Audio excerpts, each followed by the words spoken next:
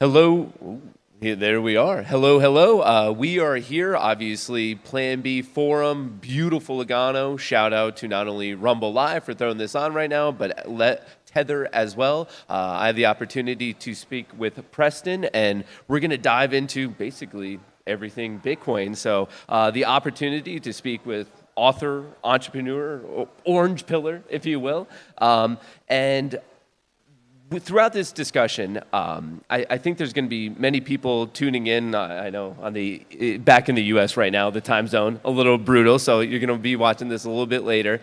But what I want to dive into is kind of everything where you've put in a lot of effort in the education space of like what is Bitcoin, what isn't Bitcoin, the proper way to think about it. So I want to dive into some of those like main themes, but it also seems that you've ended up on this stage in the world of Bitcoin as a whole, kind of actually, I believe your start was really just value investing. So that's where I would love to start off is, how did you go from this world of value investing to leading you to Bitcoin? Like, what was that journey like? Yes. Whoa. So that's a little loud. Back in the 2008 crisis, the financial crisis, as just an investor, a value investor, I followed Warren Buffett, Charlie Munger. Was really fascinated by their approach. As a person that was an engineer, using kind of a math-based approach to value investing and figuring out what a company or an equity was worth, just kind of resonated with me. And when I watched the 2008 crisis and I looked at how central banks resolved the 2008 crisis, which was quantitative easing, which is effectively going into the bond market, printing a bunch of cash, buying a bunch of bonds, clawing them off the market, and pushing that cash into the system, I said, that doesn't look like or feel like a free and open market, and something seems off, and it doesn't seem like the cost of capital was actually being represented as real and free and open. And so as a value investor, that everything comes back to the cost of capital when you're pricing what an equity is worth. I was kind of like, I don't think that this is sustainable. I don't think that this is something that's going to be a reliable market signal for being able to price and understand the value of equity. And so I was looking at like, how is this actually going to resolve itself ever since the 2008 crisis? A lot of people were telling me that it would be like special drawing rights out of the IMF and all these interesting ideas, but none of it seemed like it was actually going to resolve the fundamental issue, which is you can't step into a giant 100 trillion fixed income market, print a bunch of money, and adjust the yields and think that that's going to end well. So this leads me to I start reading some books about Bitcoin. This started coming on my radar in about the 2014, 2015 timeframe. And I saw it, and I saw that governments can't step in. They can't manipulate the number of monetary units that are there.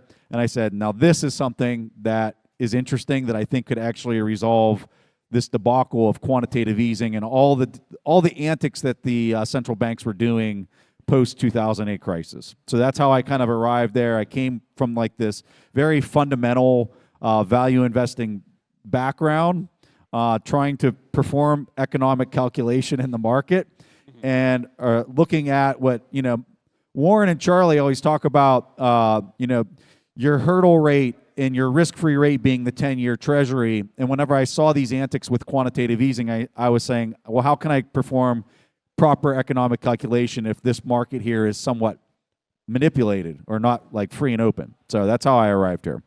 It's kind of interesting going off of that exact point where what you saw as an advantage of government antics not getting involved, a lot of people who maybe don't quite get Bitcoin yet, one of the biggest discussions is, what's it backed by? I don't get it. And because of that, they actually see it as a disadvantage, which is the exact same thing you're now seeing as an advantage, like specifically what you were seeking. This took some time for me personally because as a fan of Warren Buffett, he's not a big fan of gold. And the reason he's not a big fan of gold, it's similar to like what you're saying. He's like, well, it just sits there. It doesn't do anything. Whereas I could go own this business and it's generating free cash flows and it's, compounding and growing. So like, how do I value gold? And like when I first arrived at Bitcoin, that was one of the things I kind of came with that lens. And I was like, well, how in the world can I, value something that is just like an imaginary coin off of like a video game that's not backed by anything, which is, I'm putting it in air quotes. But for people that have been in the space and have done a lot of education, you do start to understand that it's actually backed by encrypted energy, and then there's a finite number of units. And so to properly value it, what took me a lot of time to figure out was to properly value it, you have to really look at it as a network, and a network that can't be manipulated by outside governments. And then you have to start asking yourself, what is something like that worth if nobody can come in there and say, oh, I want there to be 22 million units instead of 21 million units? And you can't reverse a transaction because it's backed by this digital energy and this digital encrypted energy that's decentralized all over the world. So you have to start asking yourself, what is the competition to that? And what you quickly come to realize is basically the world has been using developed nation states' credit as that monetary unit of choice to preserve buying power and store value for the last 40 years. So that is what it's in competition with. Well, what's the value of that? Well, it's hundreds of trillions of dollars. And so if Bitcoin starts to take even a small portion of that network, so that, back in 2015, I was looking at Bitcoin and the market cap was, I don't know, $5-10 billion. It was really low. And I'm saying, that's really low. And I'm looking at what it's trying to replace, which was a $100 trillion market. And I'm saying, something's off in the valuation of this. I have interviews back in, 2015, 2016, where we were like, maybe this is like worth $1 trillion, like market cap wise. And now we're at 2 to 3 trillion or whatever. And I think there's still plenty more to go, especially as you kind of look at that network adoption continuing to scale. But that argument very early on was, I think this is a $100 trillion market competition, and if it can even take a percentage of that, we're going way higher than where we were back in the day. And when I do that audit now, I'm still saying I think that it's, I was saying 1 trillion back then, but I would look at it now and I say, I think it's at least 20 trillion, and we're at 2. So I think you still have at least 10x to go from here, and maybe even more depending on what the situation looks like when we reassess it and call it another 5 years. I would obviously love to get more into the weeds and the details of your longer term vision of where you see this going, but I have to ask, in the short term, I was just looking at Bitcoin this morning. I think year to date it's up roughly 18, 19, 20%, and it's positive. It's outperforming the S&P 500. But in the short term, there's still this idea of like I in my mind, I refer to it. It's the most bearish bull market I've seen, and obviously you've been following this for a while. Do you think this is the normal cycle in the short term of people, maybe like myself, that are checking the price every day? Like, what do you subscribe the shorter term psychology to? Of even though performance-wise, things are good right now. Like, arguably, just looking at the numbers, they're good. But there's this sentiment of like, do you think maybe expectations were just a little bit too high? Or what do you think is going on in the short term? I think people that have been participating in this market for a decade have gotten used to extreme volatility. And they've become accustomed to 80% annualized swings in the price action. And I mean, from where we were last year at this time, I mean, what are we up, like 70% maybe in the past year, somewhere in that ballpark? I don't know, but it'd be in that ballpark. But I think in the past 6 months, the price has been really quite steady with not a lot of volatility and slightly moving upwards, I guess. I would maybe quantify it as pretty sideways over the last 6 months.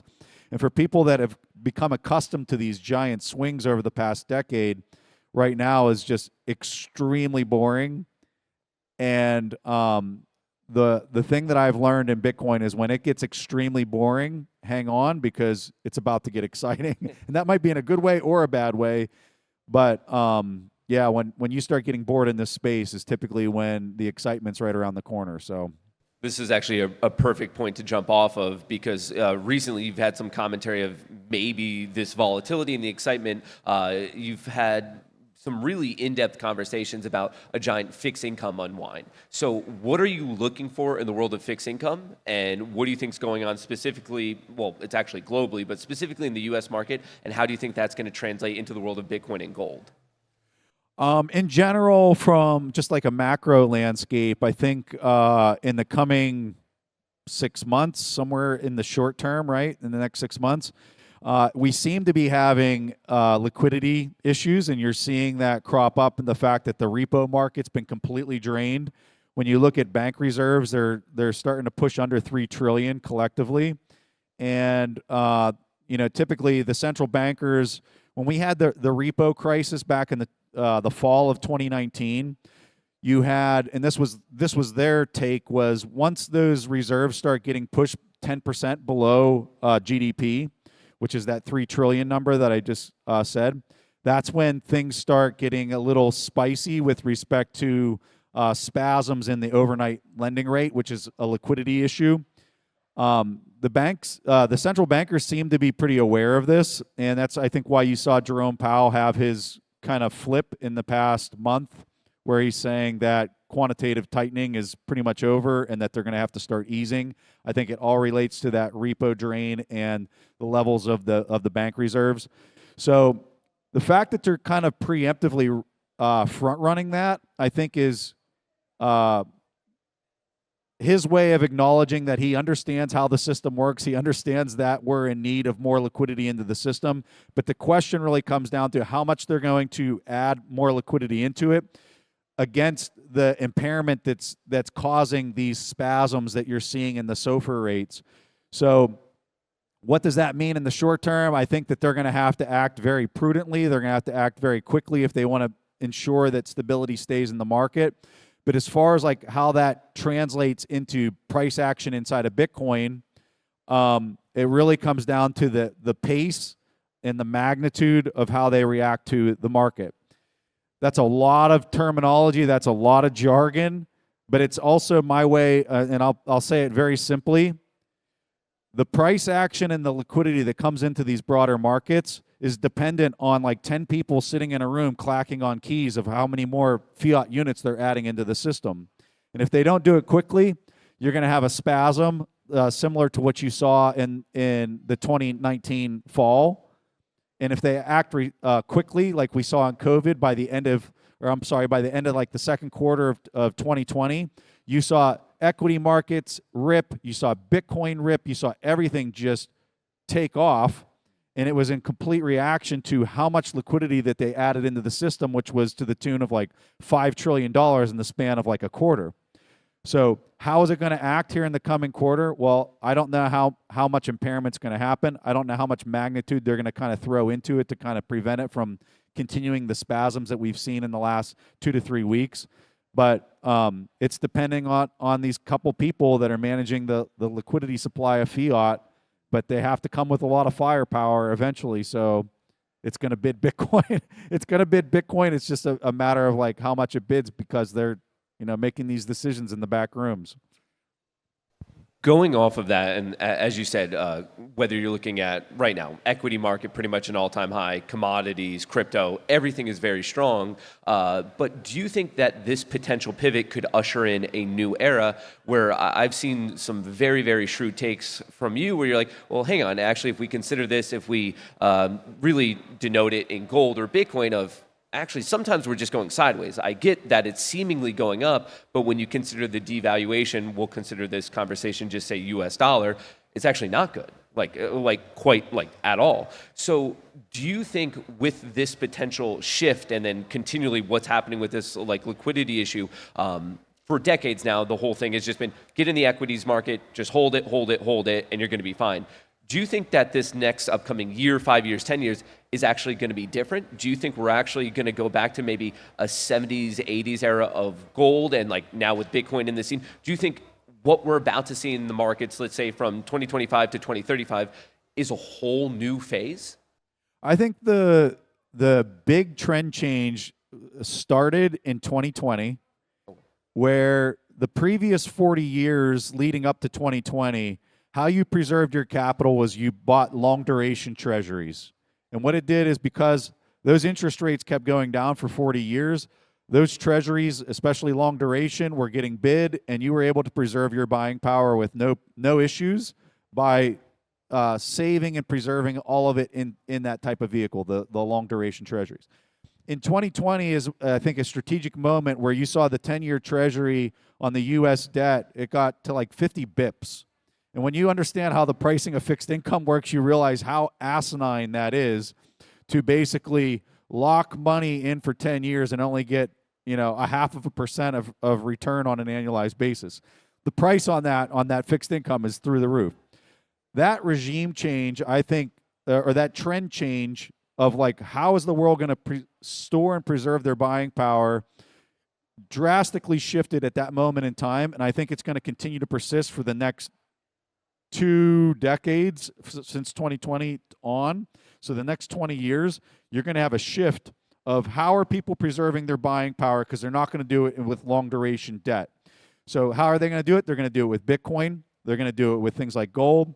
They're going to do it with equities that actually have free cash, that kick off free cash flows that aren't, crazy valued.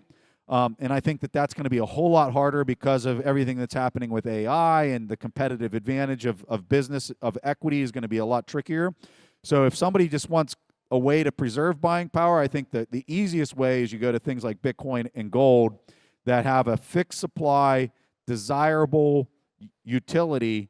That's the stuff that's going to preserve buying power in the coming 2 decades. And when you look at the size of that market, the people that are just looking to store and preserve buying power, it's hundreds of trillions of dollars, right? So that's going to be the trend change.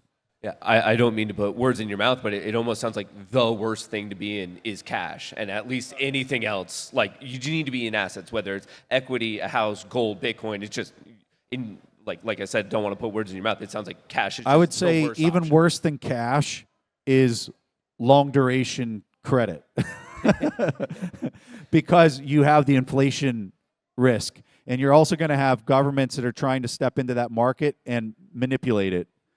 They're going to step in there. They're going to try to do things like yield curve control, which just further masks how much you're being ripped off by governments as to like what the real debasement rate is versus like what they're telling you or making you think what it is, because you're going to see a published yield with a market that's not even free and open.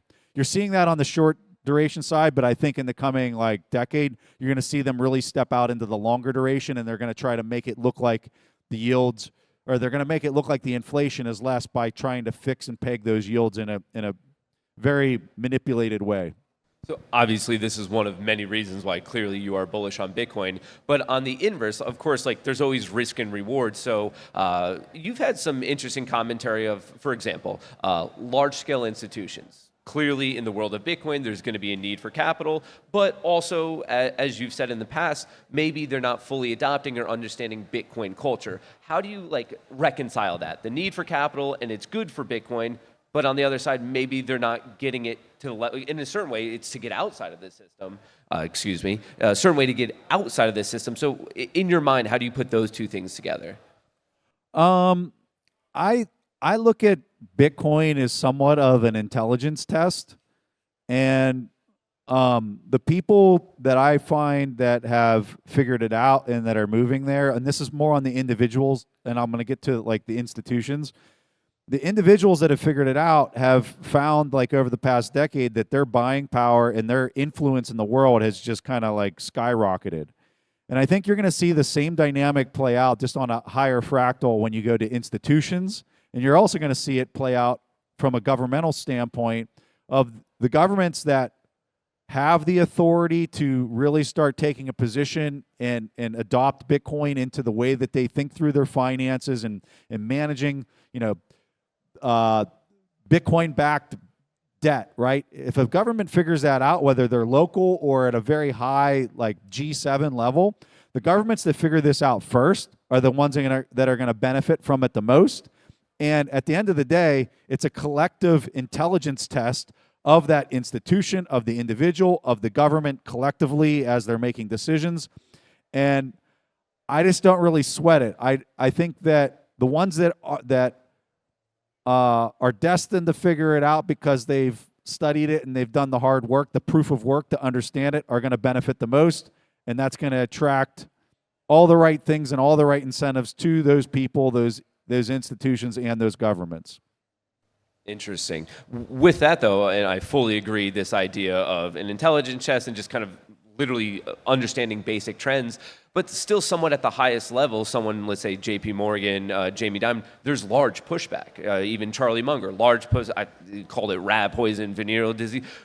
Do you think it's almost willful ignorance? Do you think they just got too used to a system and they can't pivot? If you had to like just throw out an opinion of like, what is the pushback for? Yeah, I mean, when you're crushing the legacy system and the rules of the legacy system, you're incentivized to not really understand the change because you think that a lot of your success is based off of your skill as opposed to where you sat and maybe the incentives that were built around that legacy system.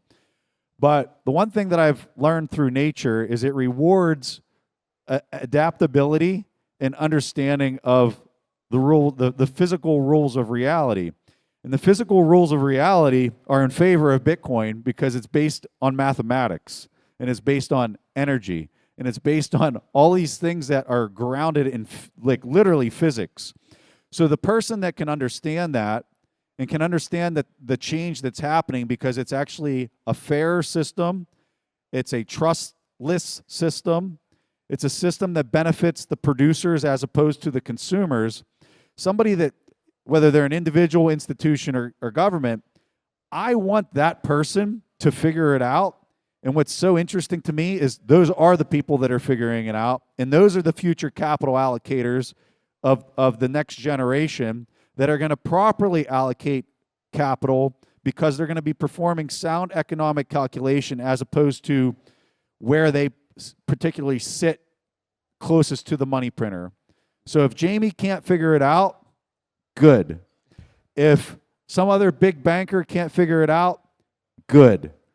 We don't want them to be making the decisions of capital allocation, of creating value in society, when somebody who can understand that and can perform proper economic calculation and resource allocation, because that's effectively what it is, that's the person that I want to be making those decisions. And I don't care if they're an individual with 100,000 Bitcoin under their belt or it's an institution, because in my opinion, they're going to be making the world a better place because they're focused on value creation and productivity as opposed to consumption and social dynamics that just benefit them and not the collective.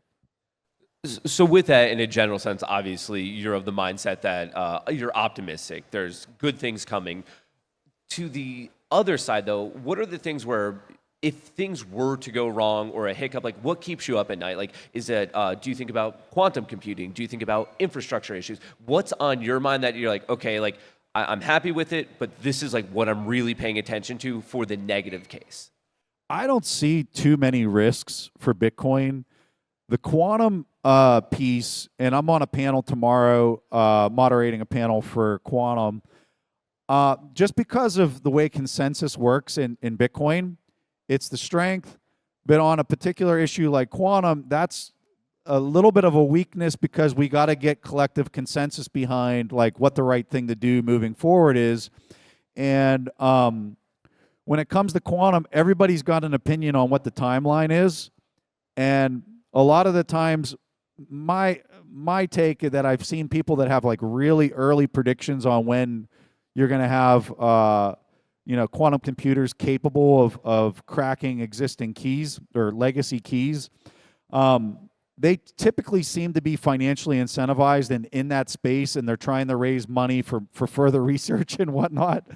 But the one thing that, if I was going to caveat that, I think it's a little hard to fully understand the effects of AI accelerating quantum development.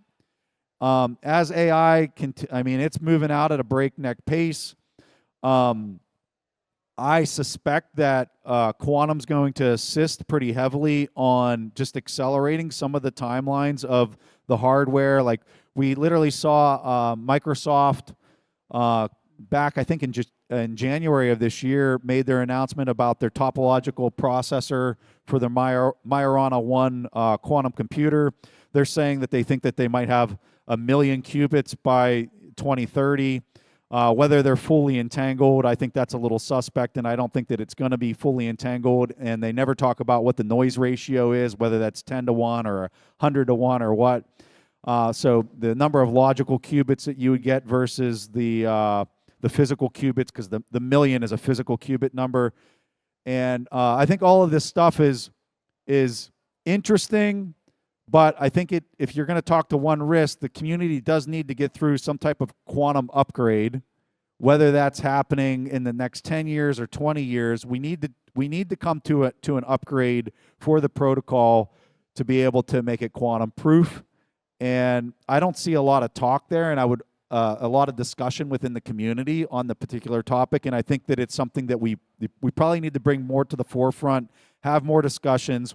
There's a Bitcoin proposal called BIP 360 that's already been written, that's out there to upgrade the protocol to be quantum proof. And I think there just needs to be a little bit more energy and focus and attention kind of put into not only BIP 360, but just the conversation in general. And I don't see a lot of people having that conversation today. So I see that as the risk, is that we're not talking about it enough. And I think there needs to be a little bit more attention there.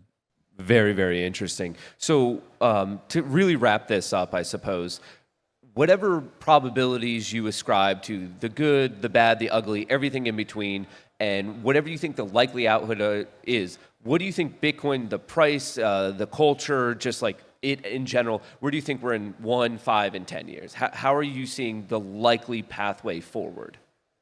I think by 10 years, you're going to be in excess of $1 million a coin, and as you look at it in USD terms.